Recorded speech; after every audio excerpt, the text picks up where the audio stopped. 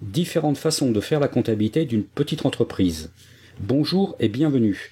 Dans cet enregistrement, je vais vous expliquer les différentes façons de faire la comptabilité de votre entreprise.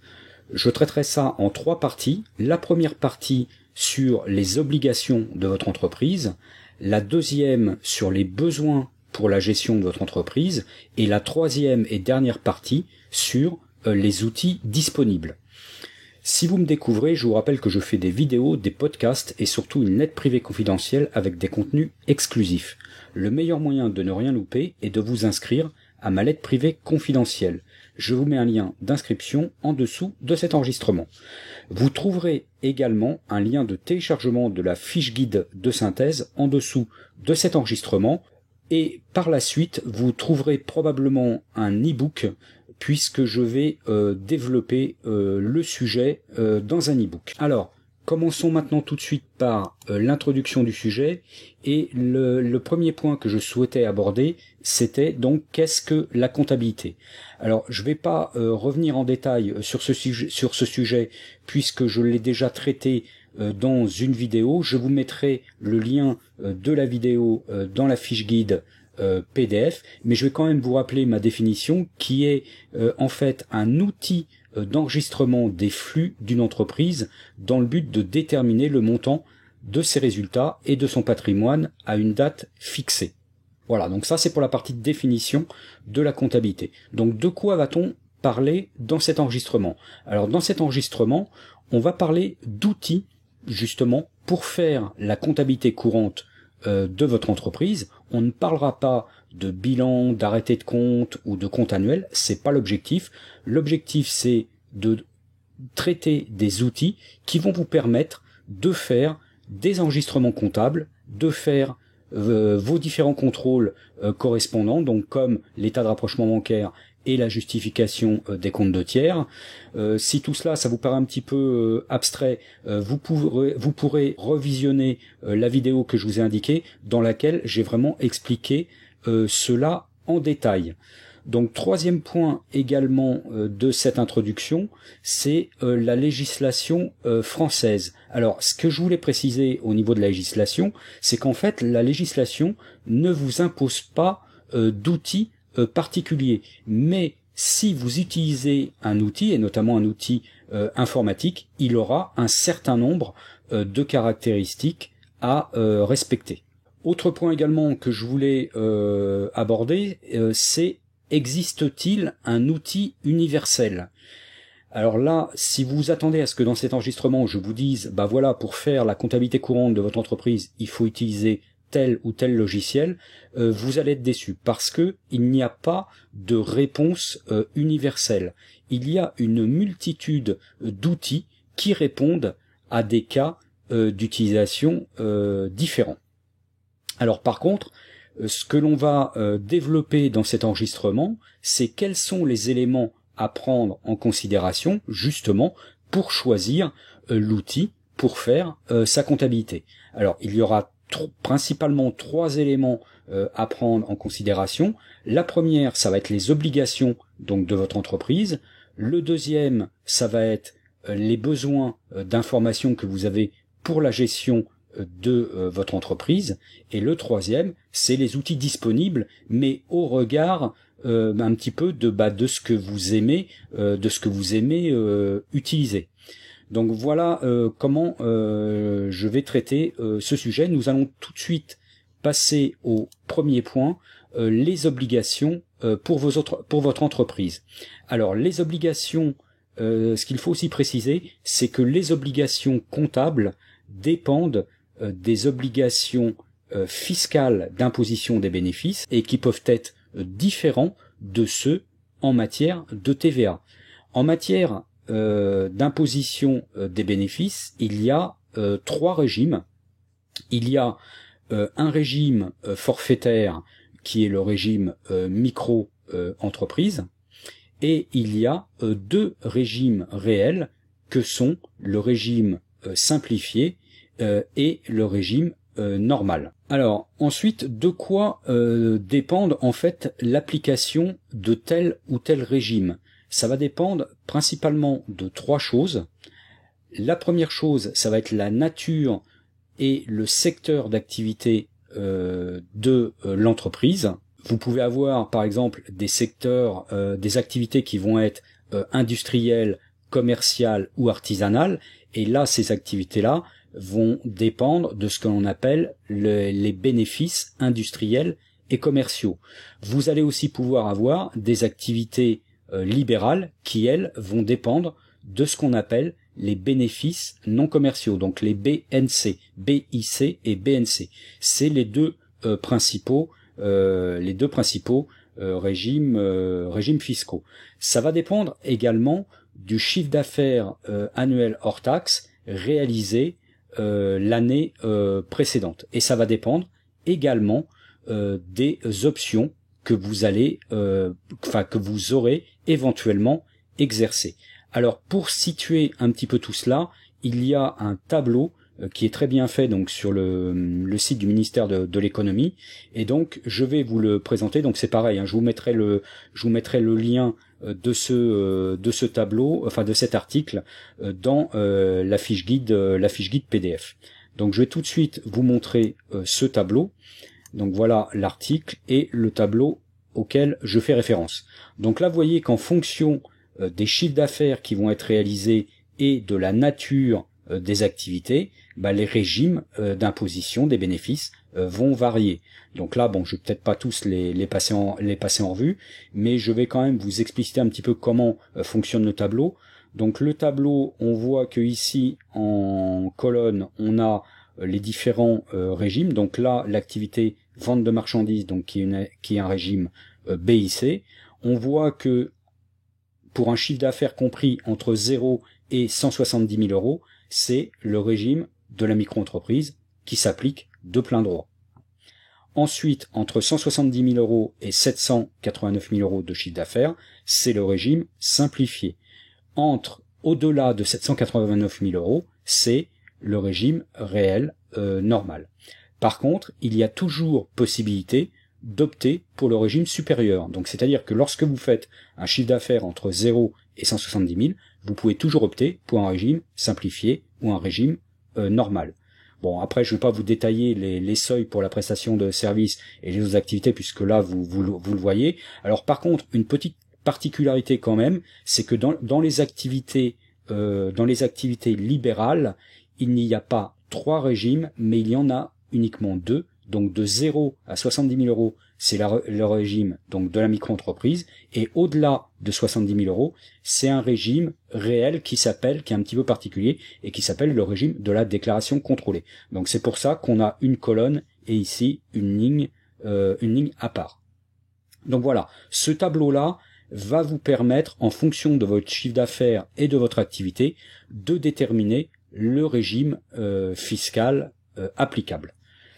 Donc voilà ce que je voulais vous préciser sur les régimes fiscaux d'imposition des bénéfices. Donc je vais revenir maintenant à la présentation et nous allons passer au point suivant, donc toujours en matière d'obligations pour votre entreprise, c'est les obligations en matière comptable. Donc on a vu précédemment qu'il y avait 3 régimes fiscaux. Là par contre, dans les obligations comptables, il y a 2 types de comptabilité. Alors, déjà, le premier type de comptabilité, c'est la comptabilité de trésorerie. La comptabilité de trésorerie, ça va s'appliquer pour les régimes d'imposition des bénéfices, donc micro et simplifié. Donc je vais quand même vous détailler un petit peu chaque particularité de chaque régime, parce que c'est quand même un tout petit peu, c'est une comptabilité de trésorerie, mais c'est quand même un tout petit peu différent entre un régime micro et un régime simplifié. Alors pour le régime micro, alors c'est une comptabilité en fait de trésorerie qui est allégée. Alors c'est pas, j'entends souvent dire qu'en matière de régime micro, il n'y a pas de comptabilité. C'est pas vrai. En régime micro, c'est vrai que vous avez une comptabilité qui est allégée, puisque vous n'avez principalement à tenir qu'un livre ou un registre ou un tableau des recettes, et éventuellement, donc le cas échéant, si vous avez une activité de vente de marchandises, donc vous aurez, ou de vente de produits, vous aurez également à tenir un livre ou un registre ou un tableau des achats, mais il y a quand même ces deux tableaux-là à tenir lorsque vous avez une activité de vente. Donc c'est quand même une comptabilité, et d'autant plus que ces livres et ces registres doivent s'appuyer sur des pièces justificatives. Donc ça veut dire que vous devez malgré tout conserver toutes les pièces justificatives, donc les factures clients, les factures fournisseurs et les relevés de banque, pour justifier les recettes que vous mettez sur votre livre des recettes et les dépenses que vous mettez sur votre registre d'achat. Donc voilà, le régime micro-comptabilité, une comptabilité de trésorerie allégée. En régime simplifié, c'est un tout petit peu différent, puisque là, vous allez enregistrer les paiements, donc les flux monétaires, et les affecter à une catégorie de dépenses ou de recettes, donc avec notamment un code comptable. Alors, l'avantage de la comptabilité de trésorerie, c'est que ça vous donnera au fur et à mesure votre position de trésorerie. Et en fin d'année, pour l'arrêté des comptes, il faudra à ce moment-là ajouter les sommes dues, donc les dettes fournisseurs et les créances clients. Donc c'est une comptabilité de trésorerie en cours d'année pour le régime simplifié, et en fin d'année, on rétablit en dettes et en créances. Donc voilà pour le premier type de comptabilité, la comptabilité de trésorerie. Donc bien évidemment, le deuxième type de comptabilité, c'est celui qui va s'appliquer au régime réel normal, et ça va être une comptabilité d'engagement. Donc la comptabilité d'engagement, ça consiste à enregistrer les achats et les ventes d'après les factures. Donc dans ces cas-là, on enregistre ce qu'on appelle les flux réels. On va les affecter par nature, donc suivant une classification de charges et de produits, et par tiers, donc clients ou fournisseurs, dans des comptes comptables. Et par ailleurs, on va enregistrer dans un journal de banque, on va enregistrer les opérations de paiement.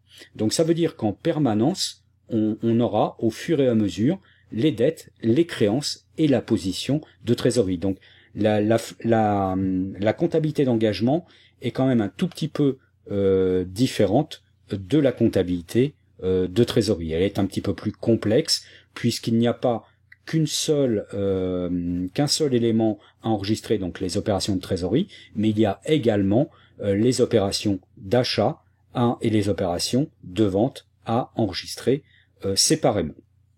Donc voilà pour les obligations. Donc en fonction, donc pour résumer un petit peu cette première partie sur les obligations, donc vous avez en fonction de vos chiffres d'affaires et de la nature de votre activité un régime fiscal, et ce régime fiscal détermine l'obligation comptable que vous allez avoir. Donc soit une comptabilité de trésorerie, soit une comptabilité d'engagement. Donc voilà pour cette première partie sur les obligations pour votre entreprise. Passons maintenant à la deuxième partie sur les besoins pour la gestion de votre entreprise. Alors vous allez pouvoir avoir deux types de besoins. Un besoin déjà d'information. Parce que vous allez pouvoir avoir dans votre entreprise des éléments significatifs de votre patrimoine, des actifs ou des passifs à gérer. Alors, je vous donne quelques exemples. Vous pourrez par exemple avoir des éléments significatifs à long terme pour des investissements, comme par exemple si votre entreprise achète un fonds commercial, un fonds artisanal ou une clientèle libérale, ou qu'elle achète des matériels pour un certain montant, des véhicules également pour un certain montant. Dans ces cas-là, ce qui va se passer, c'est que ces investissements-là vous allez être obligé, en principe, de les financer donc soit par deux choses, soit par des apports des associés, soit par des emprunts. Donc ça, c'est tous les éléments à long terme qui sont en fait significatifs du patrimoine de l'entreprise.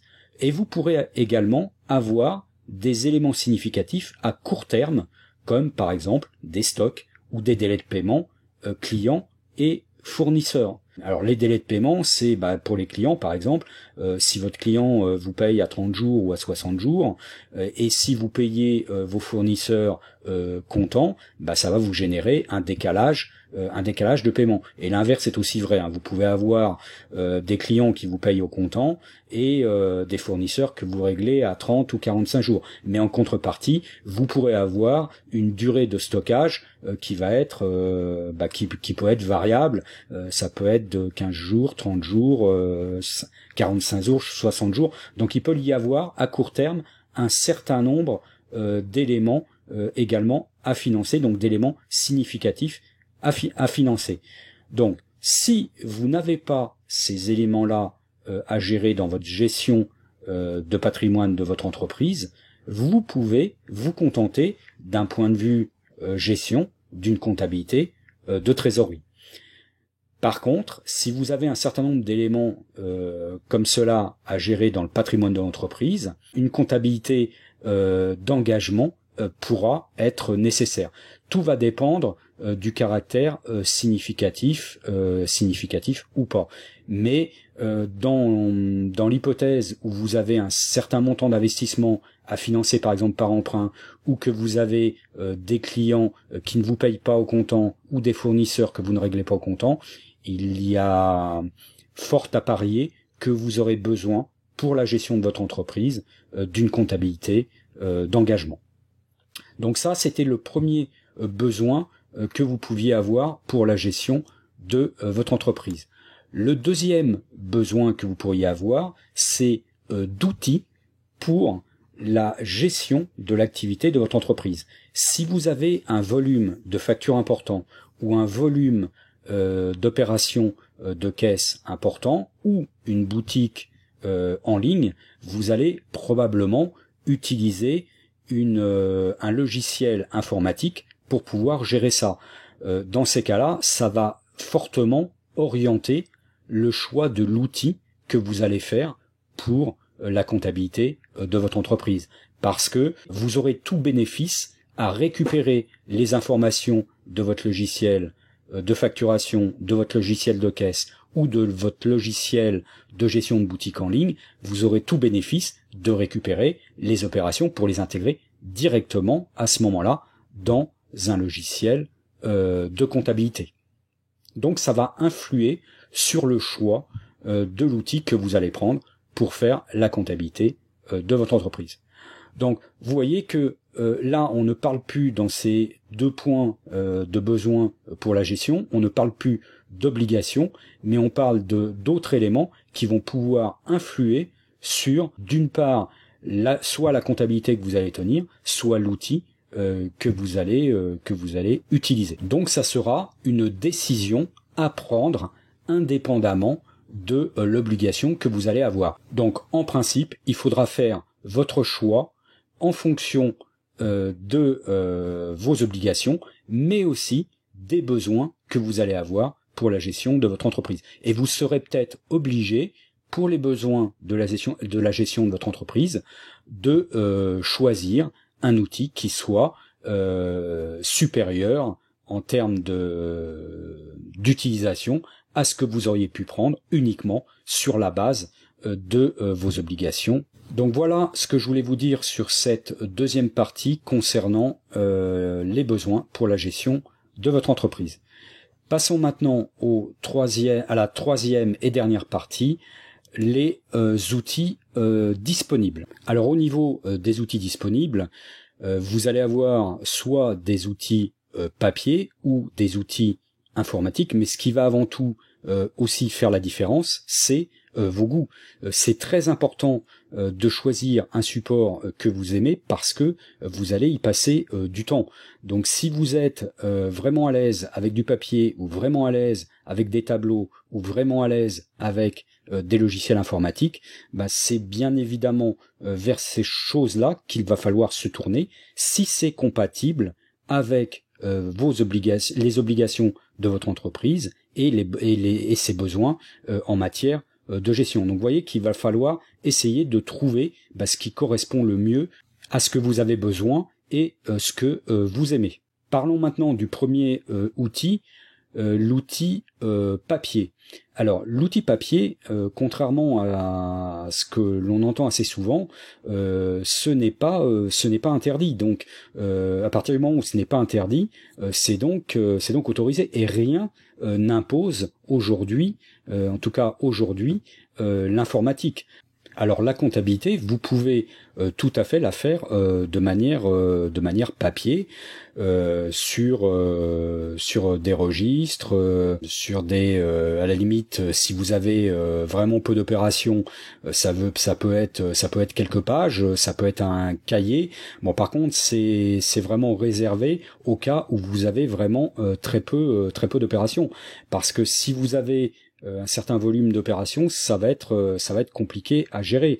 Mais alors j'ai vu certains cas où c'était tout à fait faisable. Par exemple, ça peut être faisable pour un particulier qui va par exemple louer un bien immobilier. Ça peut être le cas pour une SCI, ou ça peut être le cas pour un micro-entrepreneur qui n'a que quelques opérations par an.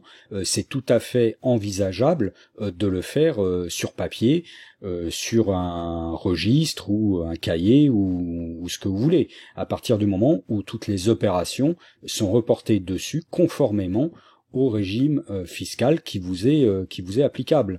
Alors on évoque aussi souvent un problème pour la caisse. Alors il faut savoir que les opérations de caisse sont pas non plus obligatoirement faites par un logiciel informatique. Il n'y a pas forcément besoin d'un logiciel sécurisé. En tout cas, un logiciel sécurisé n'est pas obligatoire. Donc ça, c'est pareil. Je vous mettrai un lien en dessous de l'enregistrement qui permet de déterminer en fonction de votre régime fiscal et des opérations que vous faites, qui vous permet de déterminer si vous êtes soumis à l'obligation ou pas. Mais à la base, vous pouvez tout à fait tenir votre caisse sur un registre ou sur un répertoire ou sur un cahier ou sur ce que vous voulez. À partir du moment où c'est papier, il n'y a pas non plus de je dirais d'obligation d'utilisation de l'informatique. Idem pour les factures, on peut toujours aujourd'hui faire des factures papier. Alors ça va se compliquer parce que en 2025 normalement il est prévu le recours obligatoire à la facture électronique. Bon, il est fort probable qu'il y ait certaines mesures transitoires, ou peut-être que la mesure soit un petit peu plus longue à mettre en œuvre que prévu, mais aujourd'hui dans la dernière loi de finances, me semble-t-il, il me semble que c'est la dernière loi de finances, il y a l'obligation de la facture électronique qui est prévue à l'horizon 2023-2025, un petit peu comme ce qui était prévu en matière de facturation électronique pour le domaine public, en fait, pour les collectivités. Aujourd'hui, on est obligé, lorsque l'on travaille avec une collectivité, de lui délivrer une facture électronique. Alors bon, je ne vais pas rentrer dans le détail de comment faire une facture électronique, mais il faut savoir que la facture papier, effectivement, à l'horizon 2025, ça va se compliquer. Donc ça veut dire quoi? Ça veut dire que le papier, c'est possible pour tout ce qui est en fait comptabilité de trésorerie, donc régime micro ou régime simplifié. Par contre, en matière de comptabilité d'engagement, à ma connaissance, ce n'est ce n'est plus possible. Ça a été possible il y a un peu plus de 30 ans, je crois. Il y avait des systèmes qui permettaient de faire de la comptabilité d'engagement sous forme papier. On appelait ça des méthodes par décalque. Personnellement, j'en ai jamais vu ou fait. Donc je vois pas aujourd'hui comment serait possible une comptabilité d'engagement papier. Donc voilà pour l'aspect papier. Deuxième outil que l'on peut utiliser, ce sont les tableaux informatiques, donc les tableaux de tableurs. Alors rien n'impose non plus l'utilisation de logiciels spécifiques. À partir du moment où on parle d'informatique, on peut toujours utiliser des tableaux de tableurs, de la même façon que l'on pouvait utiliser des registres, donc entre guillemets des tableaux papier. Alors, les principaux avantages du tableur, c'est qu'on peut faire des totaux et on peut réutiliser des modèles. Et ça, je vous le redis, ce n'est pas interdit. Donc, contrairement à ce que l'on peut entendre un petit peu partout, on dit que aujourd'hui, enfin, on voit des fois des écrits qui indiquent que l'on doit utiliser un logiciel. C'est faux, c'est plus un argument commercial pour vendre des logiciels qu'une règle de droit. En tout cas, la règle aujourd'hui n'existe pas en matière de comptabilité. On peut tout à fait tenir une comptabilité sur un tableau. Bon, si on n'a pas un volume non plus trop important, hein, mais si le volume est un tout petit peu trop important pour du papier, par exemple, on peut tout à fait envisager de passer au tableau de tableur, hein. Et idem pour la caisse. Donc je réitère, hein, pour la caisse, on n'a pas obligation d'avoir un logiciel spécifique, sauf dans des cas particuliers. Donc c'est pareil, là je vous répète le lien que je vous indiquais dans le paragraphe précédent. Je vous mettrai un lien donc qui vous permettra de déterminer si vous avez besoin d'un logiciel sécurisé ou pas. Mais à partir du moment où vous n'avez pas besoin d'un logiciel sécurisé, vous pouvez tout à fait tenir votre caisse sur des tableaux de tableurs, et dans ces cas-là, ça sera assimilé à du papier.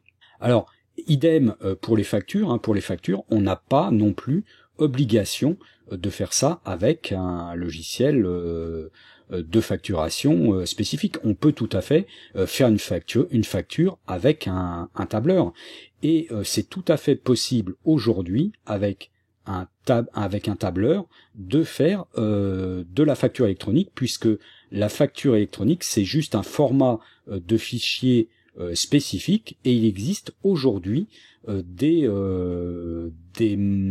extensions ou des modules, je pense notamment à un pour LibreOffice Calc, qui permet de faire de la facture au format électronique, donc accepté par l'administration. Alors c'est pareil, c'est à réserver au cas où le volume est un tout petit peu trop important pour faire ça sous forme papier. Donc ça permet dans ces cas-là de pouvoir en faire, je dirais, un petit peu plus, mais on ne peut pas non plus gérer énormément de factures sous forme de tableur, parce que sinon il risque d'y avoir quand même, il y a des possibilités d'erreur si on gère un volume un petit peu trop important. Donc je dirais qu'à partir de plus de, disons 20-30 factures par mois, je pense qu'il faut par contre là pour le coup abandonner le tableau de tableur. Donc c'est toujours pareil que le papier, donc c'est possible pour la comptabilité de trésorerie et donc des régimes micro et simplifiés. Par contre, ce n'est pas possible pour de la comptabilité d'engagement du régime normal. Je ne connais pas de tableau qui permettent de faire de la comptabilité d'engagement. Alors ça serait possible de le faire sous forme de tableur, mais là ça obligerait à créer un logiciel avec le tableur, donc qui devrait répondre dans ces cas-là aux règles des logiciels. Donc voilà pour ce deuxième point, les tableaux informatiques. Et enfin, le troisième et dernier point, donc un logiciel local ou une application serveur. Donc là, c'est le dernier outil dont je souhaitais vous parler. Alors ça, bien évidemment, c'est possible dans tous les cas, hein, dans tous les régimes, hein, que ce soit un régime, que ce soit une comptabilité de trésorerie ou une comptabilité d'engagement, vous trouverez des logiciels ou des applications serveurs pour faire ces deux types de comptabilité. Donc vous avez une multitude de choix. Pour vous citer par exemple quelques noms historiques, donc sans ordre particulier, hein, mais beaucoup de personnes connaissent la marque Sage, EBP, Ciel ou Cegid, hein, c'est des acteurs historiques dans les logiciels de comptabilité. Ils le sont toujours. Ils ont également maintenant des offres applications serveurs, donc ou plutôt SaaS, mais il y a d'autres acteurs qui ont maintenant émergé, comme par exemple Zephyr, QuickBook, GeorgeTech, eTool, ou des sites comme maconta.fr ou compta.com. Donc vous voyez qu'il y a un certain nombre, et là je suis loin de tous les citer, hein.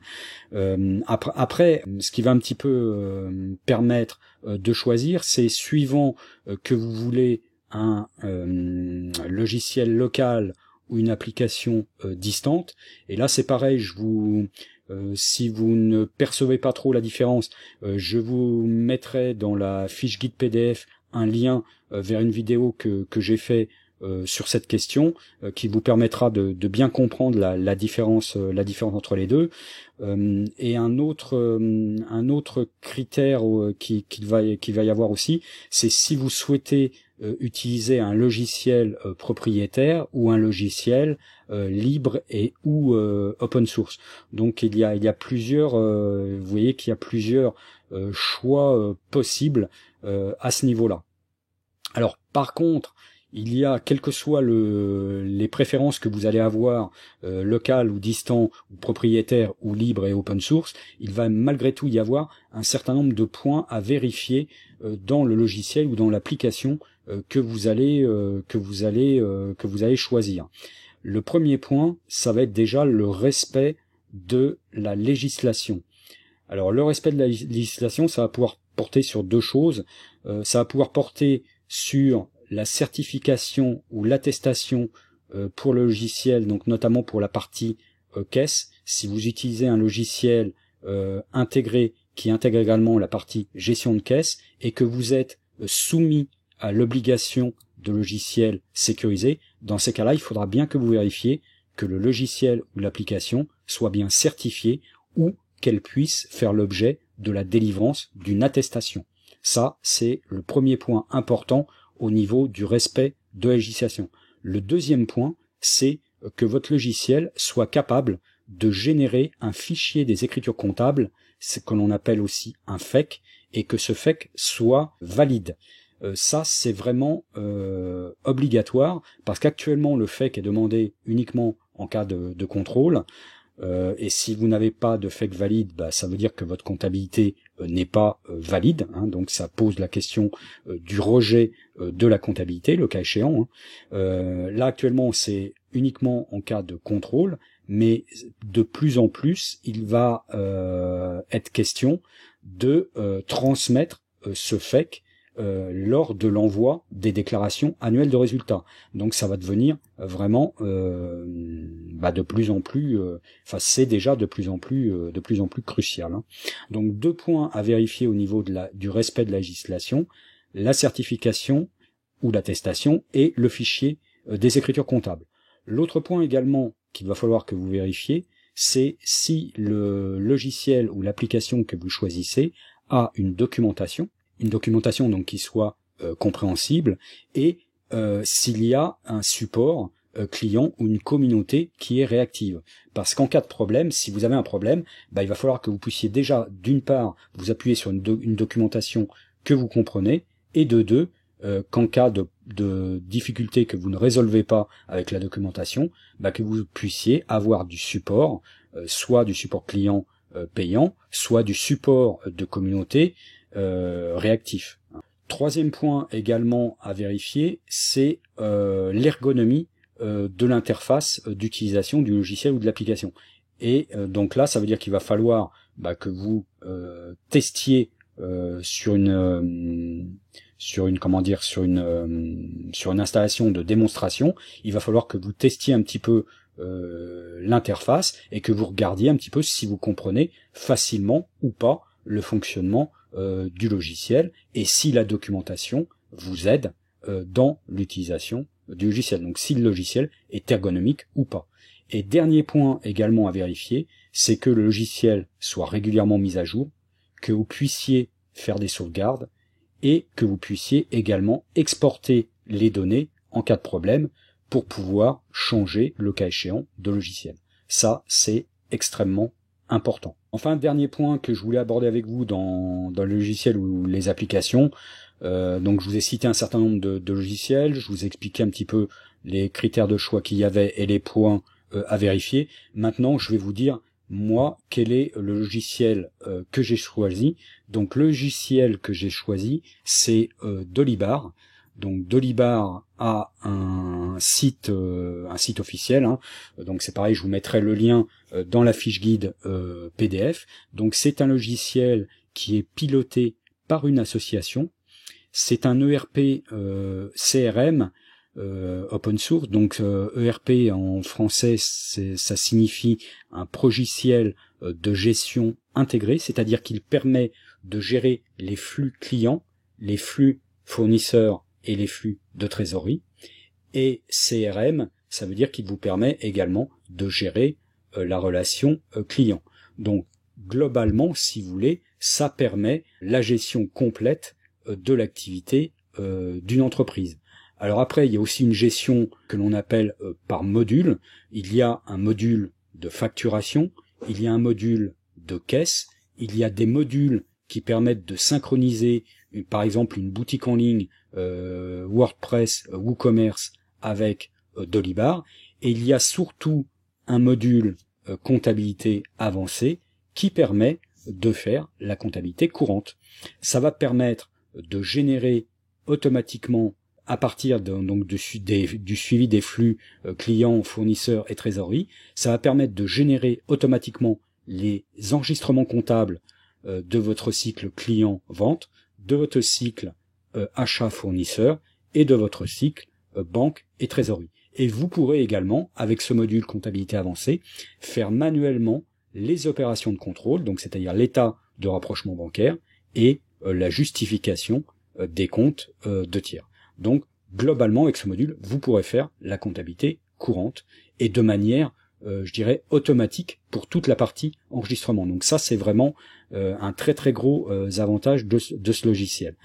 Je l'utilise aussi parce que il y a une communauté francophone importante et il y a également une communauté mondiale, mais avec une partie francophone qui est très importante, et ça fonctionne un petit peu sur le même principe, si vous voulez, que WordPress. Bon, mis à part que la communauté globale est quand même moins importante que WordPress, parce que WordPress c'est quand même un logiciel qui représente 40% du web mondial, donc il a une communauté qui est vraiment très importante.